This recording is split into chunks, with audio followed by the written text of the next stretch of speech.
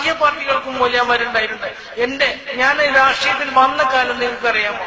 84 തെരഞ്ഞെടുപ്പിൽ മത്സരിച്ചപ്പോൾ അതൊരു MDP എന്ന് പറയുന്ന ഒരു പാർട്ടിയാണ്. പക്ഷെ അതൊന്നുമില്ലാതെ ഒരു പാർട്ടിയും ഉണ്ടാക്കാതെ സുന്നത്ത് ജമാഅത്തിന് വേണ്ടി പ്രവർത്തിച്ച മഹാനായ ശൈഖുന AP അബൂബക്കർ മുസ്ലിയാർ മഹാനവറുകളുടെ ആ സംഘടനയ്ക്ക് കീഴിൽ അതിന്റെ പ്രവർത്തനം ഇന്ന് ലോകത്തിന്റെ മലബാറിന്റെ വിദ്യാഭ്യാസ രംഗത്ത്, സാമ്പത്തിക രംഗത്ത്, ആതുരാലയ ആശുപത്രി രംഗത്ത്, എല്ലാ രംഗത്തും പ്രവർത്തിക്കാൻ ഇനിയും കൂടുതൽ നല്ല നല്ല പ്രവർത്തനം നടത്തുവാൻ അല്ലാഹു സുബ്ഹാനഹു വ തആല മഹാനവറുകൾക്കും അദ്ദേഹത്തിന്റെ പ്രവർത്തനം നമുക്കെല്ലാവർക്കും അല്ലാഹു തൗഫീഖ് നൽകട്ടെ. ഇങ്ങനത്തെ മനുഷ്യന്മാരായ ലീഗുകാരുണ്ടെങ്കിൽ അമർത്തിന് കുത്തും ഞങ്ങളെ. മണ്ണാർക്കാട് ഇങ്ങനത്തെ ഒരുത്തനെ കൊണ്ടെന്ന് വെക്കി. ലീഗല്ല ഞങ്ങളെ പ്രശ്നം, സ്ഥാനാർത്ഥി മനുഷ്യനാകണമെന്നതാണ്. മനുഷ്യക്കോലുണ്ടായാ പോരാ. സുഹൃത്തുക്കളെ, ഇദ്ദേഹം പറയാണ് MDP AP ഉസ്താദ് ഉണ്ടാക്കിയിട്ടില്ല.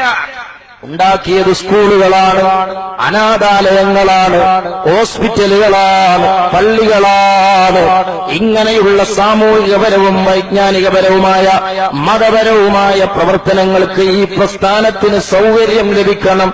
ഇന്ത്യ രാജ്യത്തിന്റെ ജനാധിപത്യം വകവെച്ച് നൽകുന്ന അവകാശങ്ങൾ കിട്ടണം. ആ അവകാശങ്ങൾ അധികാരത്തിന്റെ അഹന്തയിൽ ആരെങ്കിലും തടഞ്ഞു വെച്ചാൽ, ആ പ്രബോധന പ്രവർത്തനത്തിന്റെ കൂടെ നിന്നതിന്റെ പേരിൽ ഞങ്ങളെ പ്രവർത്തനങ്ങൾ ആരെങ്കിലും വേട്ടയാടിയാൽ, ഞങ്ങളെ പ്രവർത്തകരെ ആരെങ്കിലും ക്രൂരമായി കൊല ചെയ്താൽ, ജനാധിപത്യ രാജ്യത്ത് ഞങ്ങൾക്ക് പ്രതികരിക്കാനുള്ള ഇടം ഇലക്ഷനല്ലാതെ മറ്റെന്താണ്? വോട്ടല്ലാതെ മറ്റായുധമേതാണ്? ആ ആയുധം പ്രയോഗിക്കണമെന്ന് തന്റെ അനുയായികളോട് പറയുമ്പോ, അതോടൊപ്പം മണ്ണാർക്കാട് മണ്ഡലത്തിലെ മനുഷ്യ സ്നേഹികളായ ജനങ്ങളുടെ സപ്പോർട്ട് കിട്ടാനുള്ള ആഹ്വാനം കാന്തപുരം ഉസ്താദ് നടത്തുമ്പോ, ഈ രാജ്യത്ത് എന്തേ ദീനിനെതിരായി സംഭവിച്ചത്? പഴയകാല ഉലമാക്കളുടെ നിലപാടുകൾക്കെതിരായി എന്താണ് പ്രവർത്തിച്ചത്? സുഹൃത്തുക്കളെ, വഖഫ് ബോർഡിൽ സ്ഥാനം കിട്ടണമെന്ന് പറയുന്നത് അധികാരമാണോ? ഹജ്ജ് കമ്മിറ്റിയിൽ മെമ്പറെ കിട്ടണമെന്ന് പറയുന്നത് ദുന്യാവിന് വേണ്ടിയാണോ? സുന്നത്ത് ജമാഅത്തിന്റെ അവകാശങ്ങൾ തടയപ്പെടുന്ന, അതിനവസരം കിട്ടുന്ന ബോഡികളാണ് കേരളത്തിലെ വഖഫ് ബോർഡും ഹജ്ജ് കമ്മിറ്റിയും ഒക്കെ. അത് ഇന്ന് നമ്മൾ കേരളത്തിൽ അനുഭവിക്കുകയാണ്. കേരളത്തിലെ ചള്ളിയും പൊള്ളിയായ മുജാഹിദ് ഗ്രൂപ്പുകൾക്കൊക്കെ ആണും പെണ്ണുമായി മെമ്പറെ പകുത്തു നൽകിയപ്പോ ഈ പ്രസ്ഥാനത്തിലെ ഒരാളെ പോലും എടുക്കാതെ ഞങ്ങളെ മാറ്റി നിർത്തിയതിന്റെ ദുരന്തം ഞങ്ങൾ അനുഭവിക്കുന്നു. കാസർകോട് നിങ്ങളെ സമ്മേളനത്തിൽ നിന്ന് സമദ് കോട്ടൂർ ഞങ്ങളെ പിണ്ടം വെക്കാൻ ആഹ്വാനം ചെയ്തതിന്റെ പ്രായോഗിക പ്രവർത്തനോ, ഞങ്ങളെ പൗരാണിക മാതാപിതാക്കളെ വഖഫ് ചെയ്ത പള്ളികളിലും ഖബർസ്ഥാനിലും ഞങ്ങളെ വേട്ടയാടി നടത്തുമ്പോ ഉള്ളാളം ദർഗയിൽ സഹോദരന്മാരെ, UT ഖാദർ എന്ന് പറയുന്ന കർണാടകയിലെ കോൺഗ്രസുകാരന്റെ ഒരു പൊതുപ്രവർത്തകന്റെ മാതാപിതാക്കളുടെ ഖബറിന്റെ മീസാങ്കല്ല തച്ചുടച്ചത്. അങ്ങനത്തെ കോൺഗ്രസ്സുകാരുണ്ട്. അപ്പൊ സഹോദരന്മാരെ, നിങ്ങൾ ആലോചിച്ചോക്ക്. നിങ്ങൾ ആലോചിക്കണം ഈ ദുരന്തത്തിന്റെ കനം.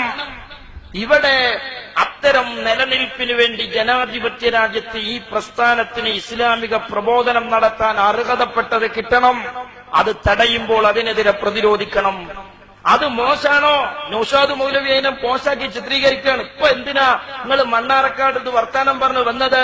വഖഫ് ബോർഡിനല്ലേ, മറ്റേ ബിനാമിയാകണേ.